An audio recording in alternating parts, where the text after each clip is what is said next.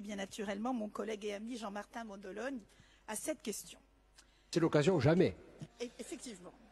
Donc, réalisé entre 1977 et 1979, le tunnel de Bastia est dans un état nettement dégradé qui pose aujourd'hui des questions évidentes de sécurité.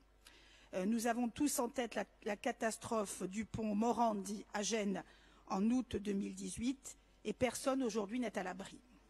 L'infrastructure est vieillissante et n'est pas entretenue comme il se doit. Les fuites transversales ne cessent de grandir et l'ouvrage de prendre l'eau.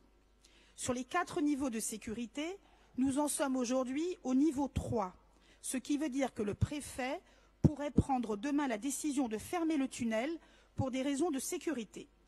D'autant plus que l'ouvrage ne respecte pas la norme dite Mont-Blanc, qui devait être satisfaite à travers les lots déclarés sans suite en 2016 et qui prévoyait d'ailleurs 2 issues de secours et le changement de la chaussée, puisqu'a été découvert de l'amiante dans l'enrobé actuel, ce qui générera un surcoût et une procédure plus lourde et plus longue.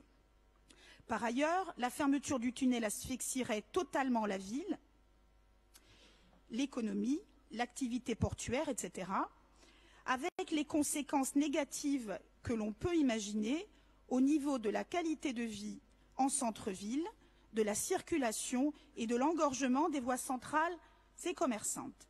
Il est plus que temps d'agir.